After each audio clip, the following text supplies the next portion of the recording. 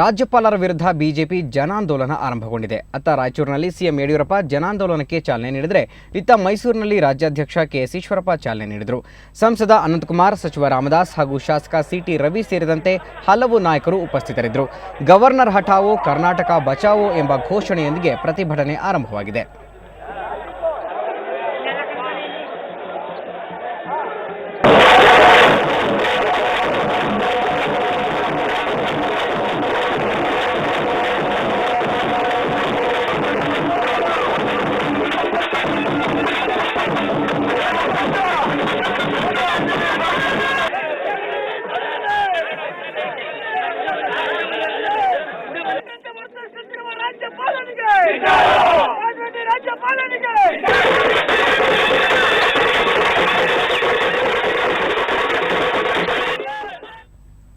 ಯಡಿಯೂರಪ್ಪ ನೇತೃತ್ವದ ಬಿಜೆಪಿ ಸರ್ಕಾರವನ್ನು ಬೀಳಿಸಿದರೆ ಮುಂದಿನ ಚುನಾವಣೆಯಲ್ಲಿ ಕುಮಾರಸ್ವಾಮಿ ಹಾಗೂ ವಿಪಕ್ಷ ನಾಯಕ ಸಿದ್ದರಾಮಯ್ಯ ಇಬ್ಬರು ಸೋಲೋದು ಖಚಿತ ಅಂತ ಬಿಜೆಪಿ ರಾಜ್ಯಾಧ್ಯಕ್ಷ ಕೆಎಸ್ ಈಶ್ವರಪ್ಪ ಹೇಳಿದ್ದಾರೆ.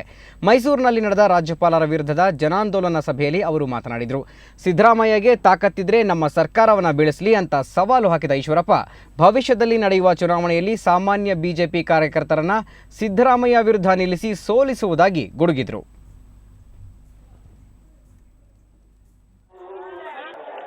ನಮ್ಮೆಲ್ಲರನ್ನು ಉದ್ದೇಶಿಸಿ ಸ್ವಾಗತ ಮಾಡಲಿದ್ದಾರೆ.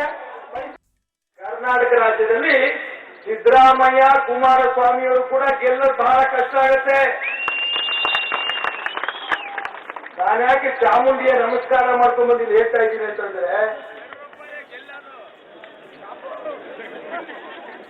ಯಡಿಯೂರಪ್ಪರೇ ಗೆಲ್ಲೋದು ಅಂತ ನೀವು ಹೇಳ್ತೀರಿ. ಇಡೀ ರಾಜ್ಯದ 6.5 ಕೋಟಿ ಜನರ ಭಾವನೆ ಅದು, ಯಾರೋ ಒಬ್ಬರ ಭಾವನೆ ಅಲ್ಲ.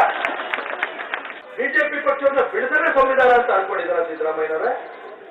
ಅಥವಾ ಜೆಡಿಎಸ್ ನಲ್ಲಿ ಇದ್ರೆ ಅಲ್ಲಿ ಮುಖ್ಯಮಂತ್ರಿ ಸ್ಥಾನ ಸಿಗಲಿಲ್ಲ, ಕಾಂಗ್ರೆಸ್ ಬಂದ್ರೆ ಅಲ್ಲಿ ಮುಖ್ಯಮಂತ್ರಿ ಸ್ಥಾನ ಸಿಗಲ್ಲ.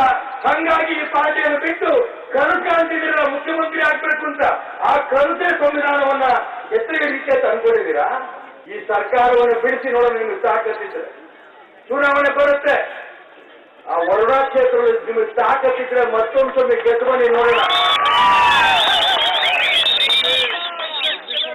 ಮತ್ತೆ ಹೊಡೆದಿದ್ದಾರೆ ಸಿದ್ದಲಿಂಗಸ್ವಾಮಿ, ಸಿದ್ದಲಿಂಗಸ್ವಾಮಿ ಸಿದ್ದರಾಮಯ್ಯ ಸಾಮಾನ್ಯ ಕಾರ್ಯಕರ್ತ. ಯಾಕೆ ನಿಮಗೆ ತಾಕತ್ತಿದ್ರೆ ಯಾವತ್ತೇ ಚುನಾವಣೆಯಲ್ಲಿ ವರುಣಾ ಕ್ಷೇತ್ರದಲ್ಲಿ ಸ್ಪರ್ಧೆ ಮಾಡಬೇಕು. ನಮ್ಮ ಸಾಮಾನ್ಯ ಕಾರ್ಯಕರ್ತರ ನಿಲ್ಲಿಸಿ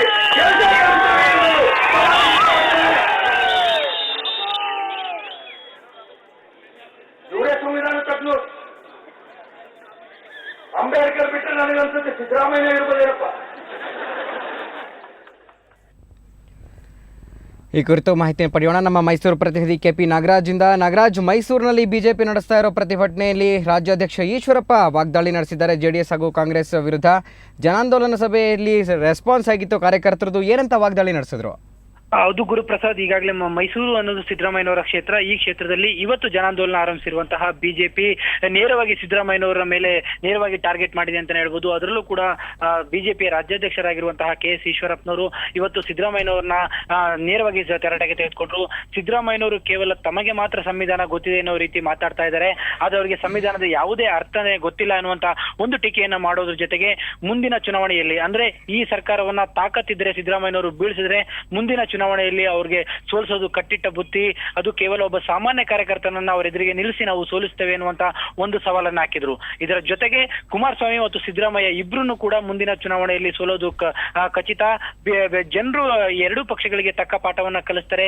ಹೀಗಾಗಿ ಇವರಿಬ್ರು ಈಗಾಗಲೇ ಬುದ್ಧಿಯನ್ನ ಕಲ್ತ್ಕೋಬೇಕು ಅನ್ನುವಂತಹ ದೊಡ್ಡ ಮಟ್ಟದ ವಾಗ್ದಾಳಿಯನ್ನ ಕೆಎಸ್ ಈಶ್ವರಪ್ಪನವರು ನಡೆಸಿದ್ರು. ಇದರ ಜೊತೆಗೆ ಇಡೀ ಜನಾಂದೋಲನಕ್ಕೆ ಉತ್ತಮವಾದಂತಹ ಒಂದು ಪ್ರತಿಕ್ರಿಯೆ ವ್ಯಕ್ತವಾಗಿತ್ತು. ಕೇಂದ್ರ ಮಾಜಿ ಸಚಿವರಾಗಿರುವಂತಹ ಅನಂತಕುಮಾರ್ ಅವರು, ಸಚಿವೆ ಶೋಭಾ ಕರಂದ್ಲಾಜೆ ಅವರು, ಜಿಲ್ಲಾ ಉಸ್ತುವಾರಿ ಸಚಿವರಾಗಿರುವಂತಹ ರಾಮದಾಸ್ ಸೇರಿದಂತೆ ಅನೇಕ ಮುಖಂಡರುಗಳು ಭಾಗವಹಿಸಿದ್ರು. ಗುರುಪ್ರಸಾದ್, ಓಕೆ, ಧನ್ಯವಾದ ತಮ್ಮೆಲ್ಲ ಮಾಹಿತಿಗಾಗಿ ನಾಗರಾಜ್.